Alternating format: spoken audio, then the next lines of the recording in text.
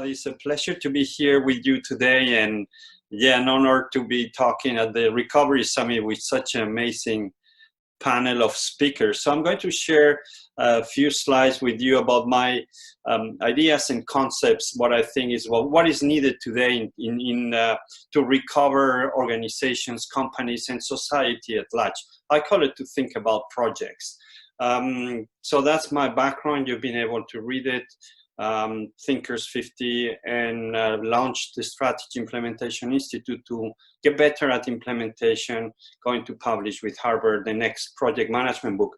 But let me start by talking about a big disruption that nobody talks about. And this is the way work is being carried out. So most of the organizations in the past, most of the work was done in what I call day-to-day activities, or running the business, or exploitation.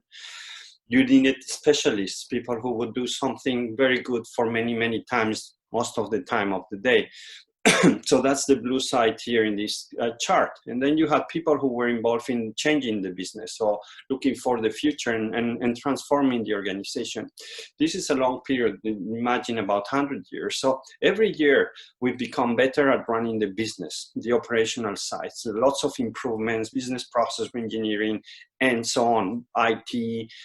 So what you see is that we need less resources to produce more output and less price, less cost. So what happens is there's a tiny shift between the type of work organizations are doing, and that creates a lot of tensions. Most of the people are in between. Most of the people have a day-to-day job in the blue side, and the rest are doing partially projects. There's few people just doing projects on the top.